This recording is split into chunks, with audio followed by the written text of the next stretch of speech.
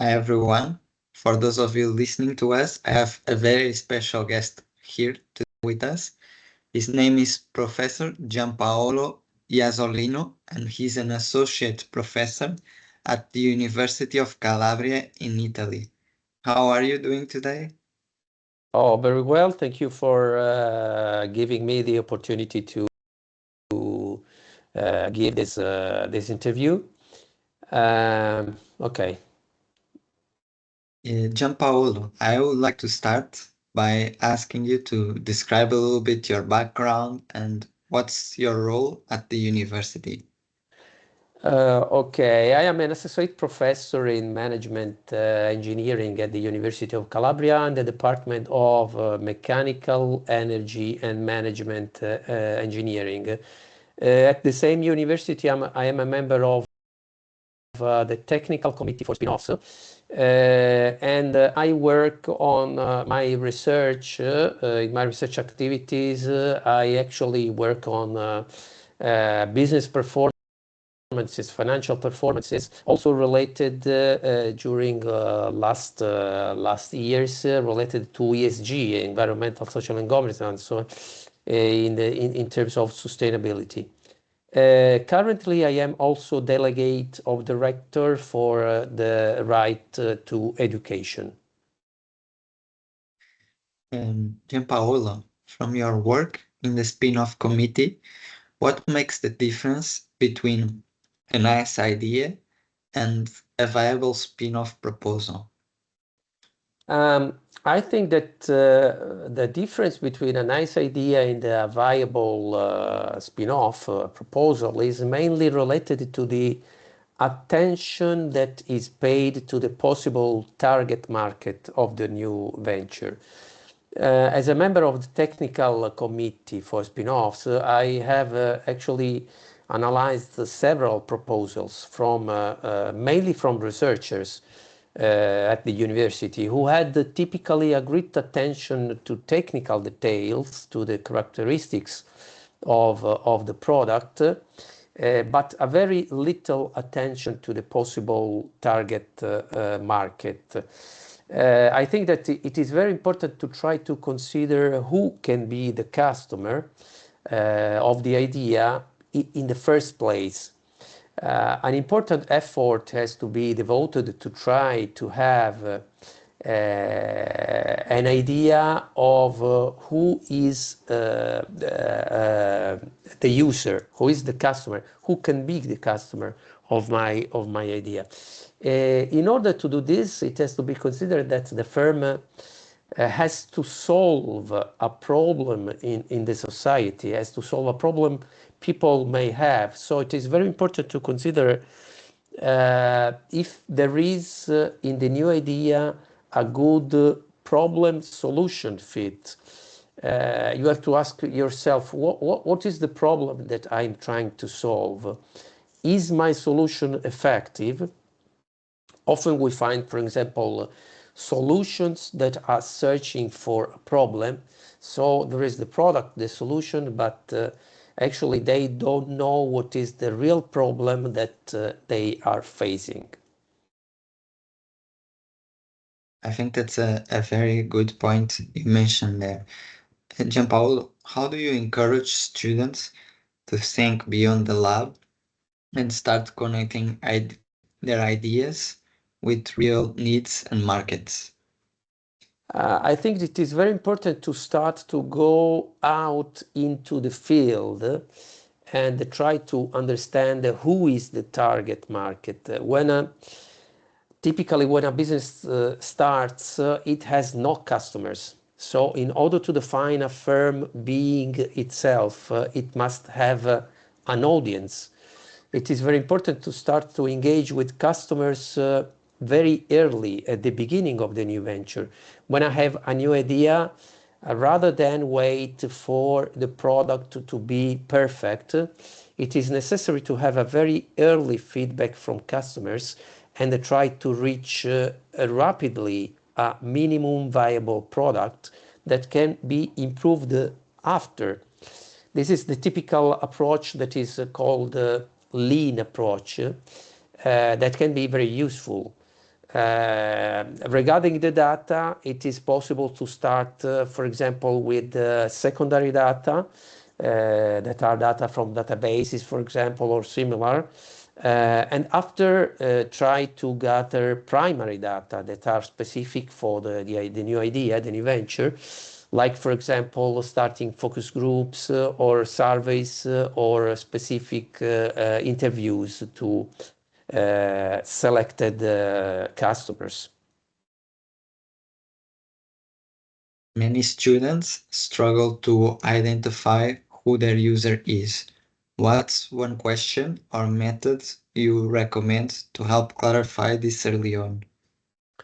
Well, I think that it is important to try to understand the sector, the industry in which the new venture will operate. It will be appropriate to start a little analysis of the sector, a little sector analysis, who are the operators in that sector, in the market, the players from the side, for example, of supply, and the customers on the side of the demand, who are the intermediaries, the distributors, what is the overall structure of the supply chain in that industry, who are the operators and all the kind of actors in that industry.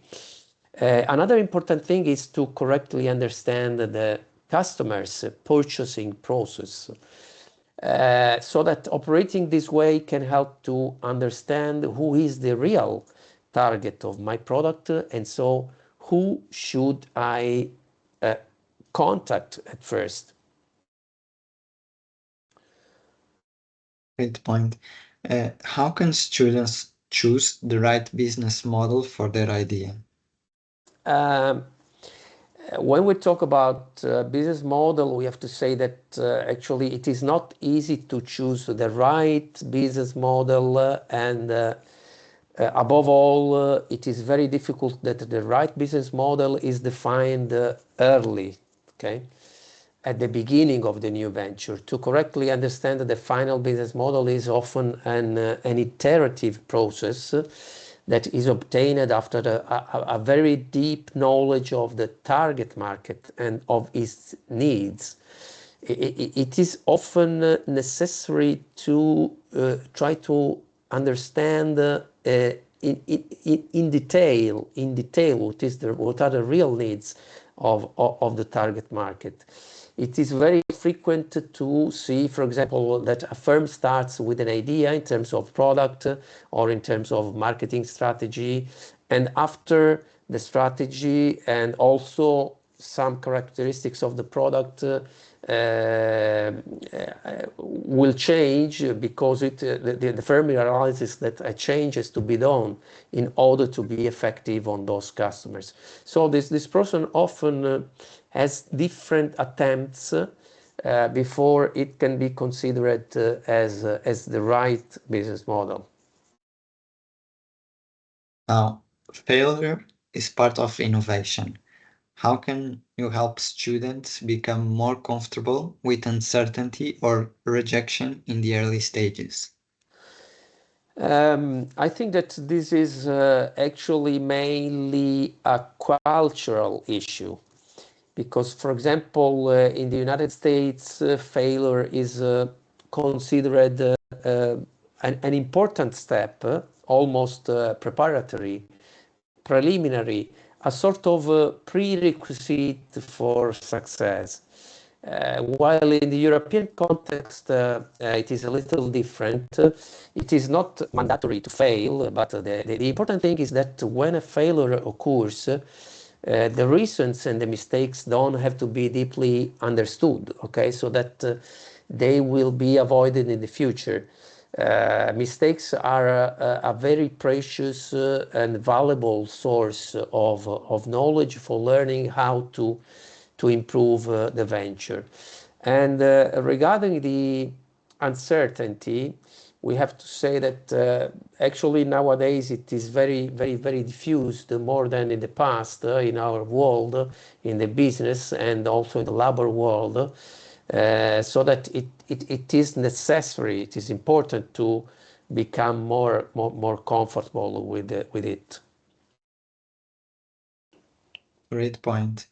Now, what qualities or mindsets have you seen in students who've been the most successful in your courses or on the spin-off support work you do? I think that the most important qualities for being successful are mainly personal attitude, often character traits, personality traits, like the ability to take risk, the ability to accept risk, the ability to adapt. I think that the most important thing is not really the background in terms of education. So, for example, even if a student has a background that is far from business, for example, can have success with any venture. Maybe an important ability could be in team building, and before it, in creating a team in which the different necessary competencies are included. Okay. Finally, Giampaolo, what advice would you give to any student who's hesitant about engaging with innovation? I think the attitude towards innovation is very important in nowadays context, more than in the past. We know that today the economic context has become more complex, more turbulent, the globalization, but also uncertain. The system is very uncertain, more than in the past, and with frequent changes. So that in any work environment, in any kind of business, even if a person does not start a new business, but in I think in any kind of work environment, it is essential to have an attitude to innovation. It is necessary to have a sort of entrepreneurial approach, to propose themselves in entrepreneurial terms could be successful in any kind of context, and this is clear more than really more than in the past. Okay. Giampaolo, I would like to thank you for this interview. I am sure our participants will find it very insightful and will be very grateful for listening to it. Giampaolo, thank you. Thank you to you. Bye.